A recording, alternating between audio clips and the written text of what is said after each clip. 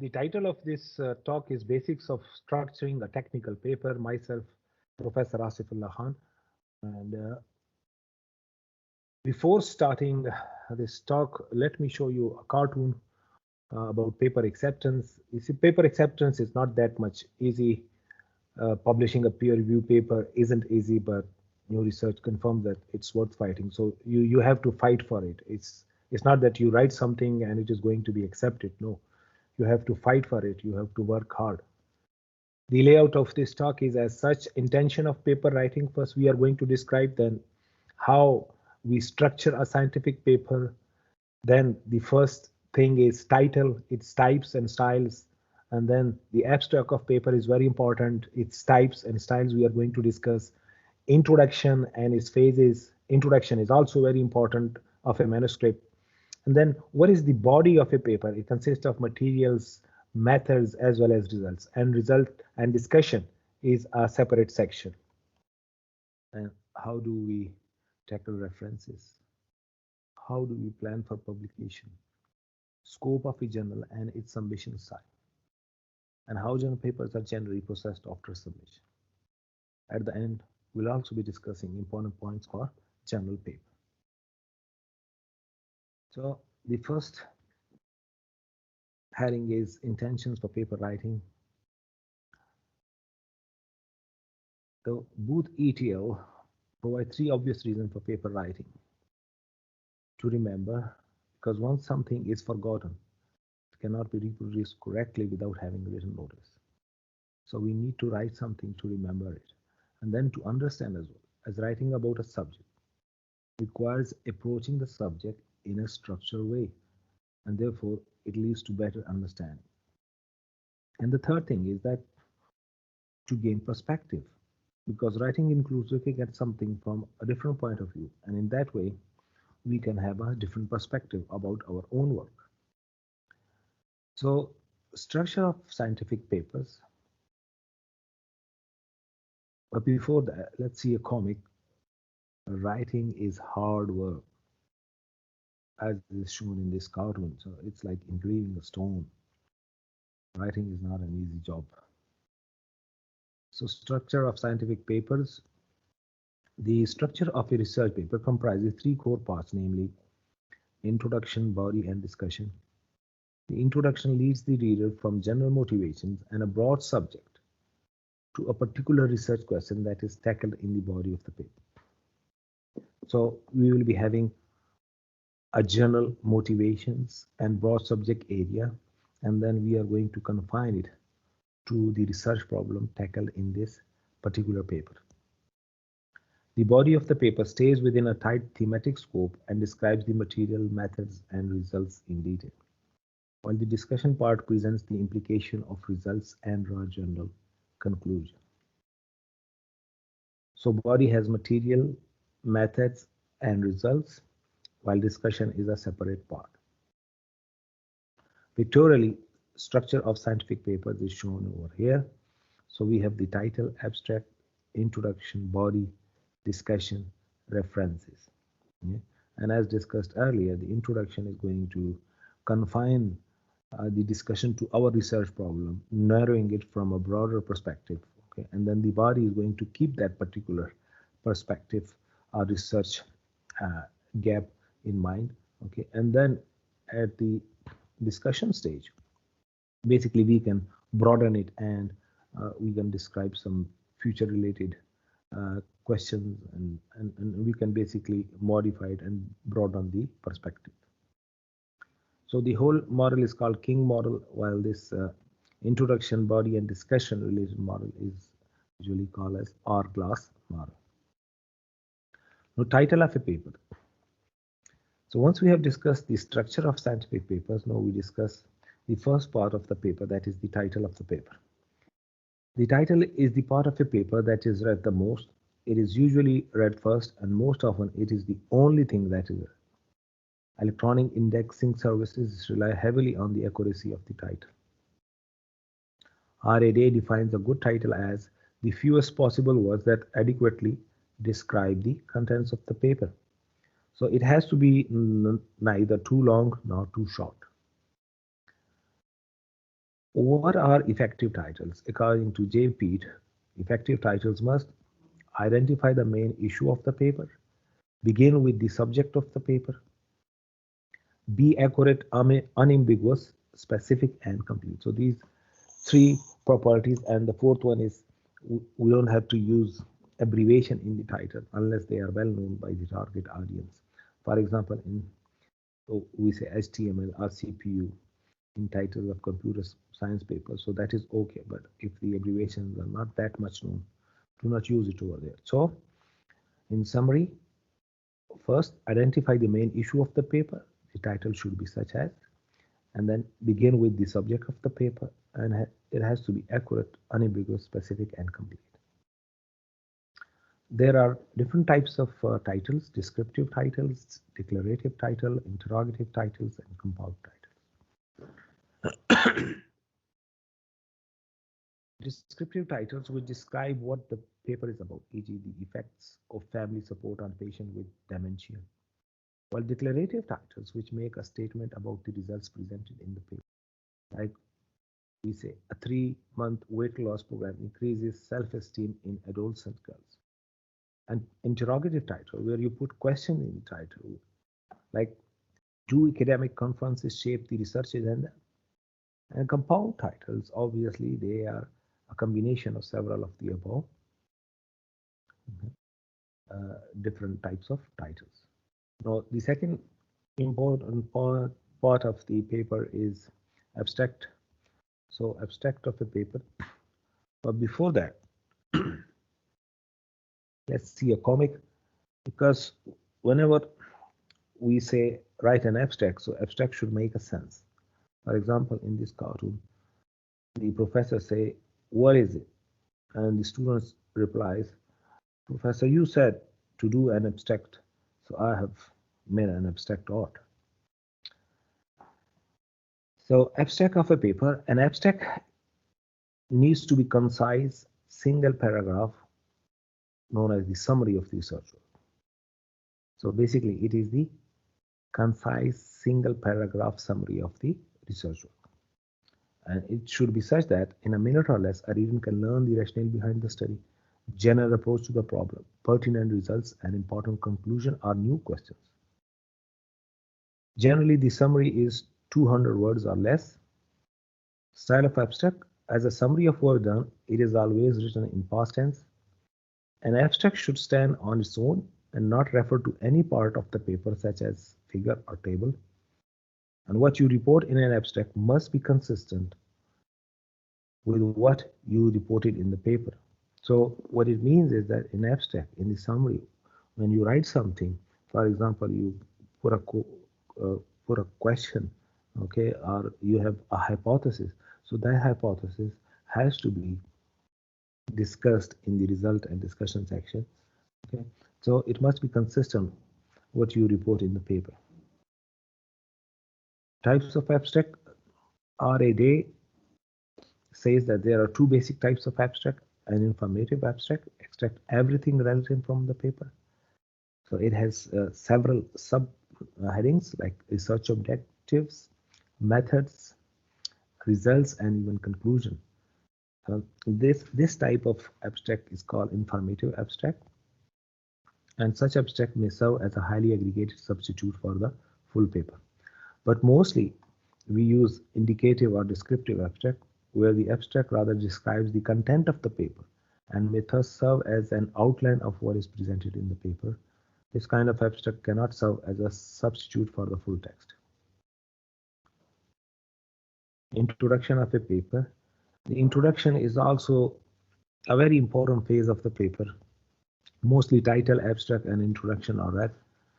And if they are interesting, so the reader is going to read the rest of the parts of the paper. Otherwise, it would be difficult for him to go through the rest of the parts. So introduction has to be written very well. The introduction serves the purpose of leading the reader from a general subject area to a particular field of research. In brief, the introduction should guide the reader to current state of the art in the field, and should allow the reader to understand the rest of the paper without referring to previous publication on the topic. Generally, introduction should not exceed 2 pages, double space typed. And the purpose of an introduction is to acquaint the reader with the rationale behind the work and keeping in mind the intention of defending it. So you have to give reason why did you do this work, what was the shortcoming that your work covered. Okay, so you have to defend it.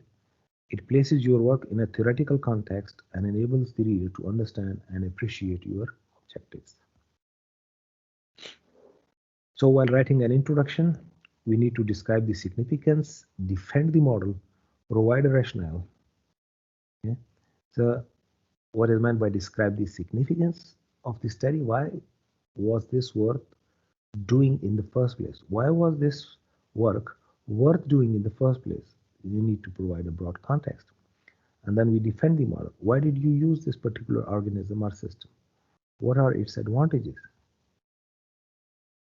And provide a rationale. State your specific hypothesis or objective and describe the reasoning that led you to select them. So very briefly, describe the experimental design and how it accomplished the stated objectives. And use past tense except when referring to established facts. Now, there are different phases of an introduction. Very important to know the different phases because, for example, we can consider it to have phases like establish a territory, bring out the importance of the subject, and make general statement about the subject. Present an overview on current research on the subject. And then establish a niche, oppose an existing assumption, or reveal a research gap. Occupy the niche. Sketch the intent of your work and outline important characteristics of your work. So first you establish a niche and then you try to occupy that. So how do you establish? You oppose an existing assumption or reveal a research gap. So you have pointed out a research gap, for example. And then how you are going to tackle that research gap, that is like occupying the niche. So sketch the intent of your work and outline important characteristic of your work, outline important results, and give a brief outlook on the structure of the paper. Now we discuss body of a paper. So the body of a paper reports on the actual research done to answer the research question or problem identified in the introduction. It should be written as if it were an unfolding discussion. That is, each idea at a time has to be described. Generally, the body of a paper answers two questions, namely, how was the research question addressed? That includes materials and methods. And what was found? That includes results.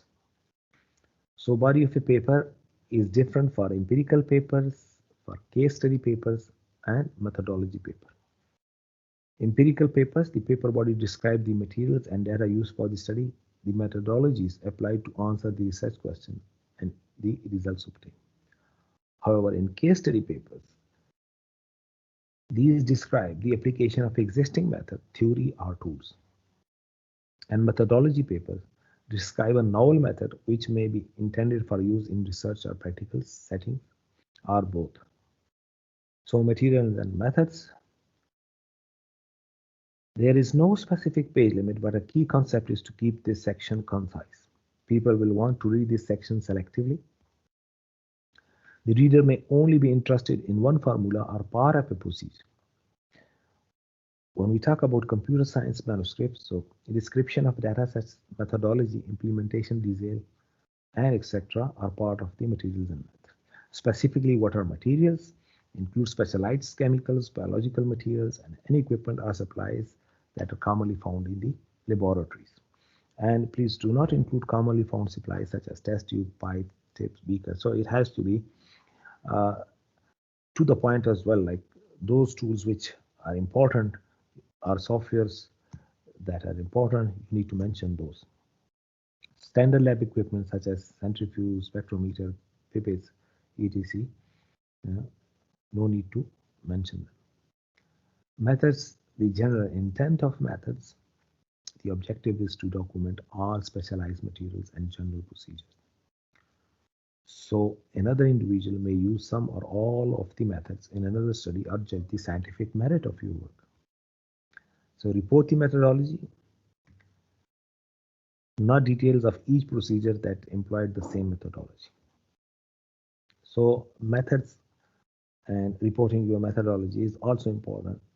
So somebody who wants to basically reproduce, for example, in computer science, we say reproduce the results, okay? So it has to be easy for him, okay, to go through your method and understand your method, and then with the help of the materials and method section, so that he can reproduce your work. Now, what to avoid as far as materials and methods are concerned? When writing methods, it is better to use third person passive voice. Materials and method are not a set of instructions. Omit all explanatory information and background. Save it for the discussion. Now, that has to be included in discussion, not in the method. And omit information that is irrelevant to a third party, such as what color of ice bucket you use or which individual logged in the data. Now, results are also important because you support your hypothesis with results. The page length of result section is set by the amount and types of data to be reported. You need to make this section a completely objective report of the results and save all interpretation for the discussion section. Continue to be concise using figures and tables if appropriate and to present results most effectively. The purpose of result section is to present and illustrate your findings. No content of result in text. Describe each of your results, pointing the reader to observations that are most relevant. Provide a context, such as by describing the question that was addressed by making a particular observation. Okay. Analyze your data, then prepare the analyzed data in the form of figure, table, or in context. So you need to analyze your data. You need to show your results, okay, but do not discuss it over here. That comes under the part of discussion. So what to avoid in results? Never include raw data or intermediate calculation in research paper. Do not present the same data more than once. And text should complement any figures or tables, not repeat the same information. Style of results writing. As always, use past tense when you refer to results and put everything in a logical order. In text, refer to each figure as figure 1, figure 2, etc. Number your tables as well. And if you prefer, you may place your figures and tables appropriately within the text of your result section. The other way is to append all the figures and tables at the end of the paper. So both types of manuscript style are being used. Now, discussion. Discussion is important because over here you are going to support your hypothesis. So, writing a discussion, when you explain a phenomena, you must describe mechanism that may account for the observation. If your result differ from your expectation, explain why that may have happened. And if, on the other hand, your results agree, then describe the theory that the evidence supported. While writing a discussion, do not simply dismiss a study as inconclusive. Research papers are not accepted if the work is incomplete. You may suggest future directions, such as how the experiments might be modified to accomplish another objective. And refer to work done by specific individuals, even including yourself, in the past tense. However, refer to generally accepted facts and principles in present tense. Now we come to the last section of a manuscript: references. References are meant to strengthen your own work with related literature, and it is considered as an essential part of research writing. So this is achieved by citing related work within the text and by listing all cited references at the end of the paper. So you cite the relevant work in the text, okay, and then you enlist all those references at the end of the paper. Now, different publishers require different formats or style for citing the paper text and for listing references respectively. One is obvious name and year systems. Okay, so references are cited by the respective authors and the year of publication. The other is alphabet number system. This system lists the references in alphabetical order and cites them by their respective number in parentheses. Then we have the citation order system. This system is similar to the alphabet number system with one major difference, that is, the reference list is not sorted alphabetically but in order of appearance, that is, citation by number in the text. Now, how do we plan for publication? So here is a basic block diagram. So you have a planning stage, then you need to set framework for document.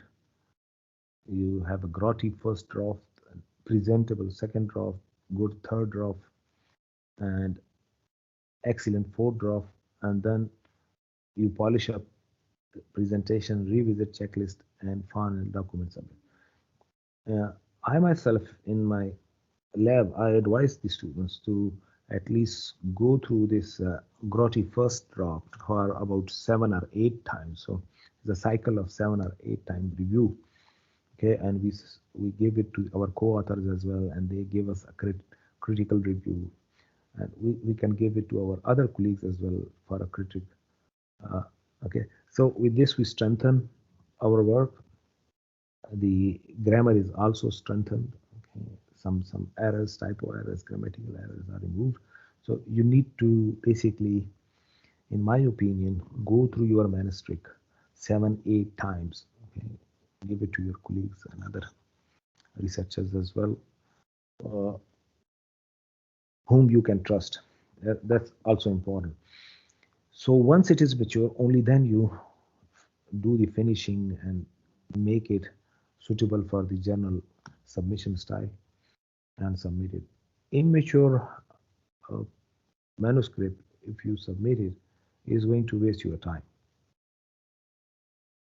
So scope of a journal and its submission style. Before selecting a journal, always go to the journal's official website and read its scope, submission style, 5 years impact factor, is it SCI or extended SCI.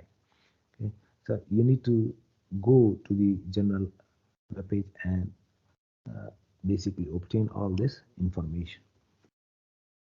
Follow the submission style of that particular journal and explore guide for authors. This is also very important. Your title, intro, and references should somehow reflect the target journal scope. Journal scope is very important.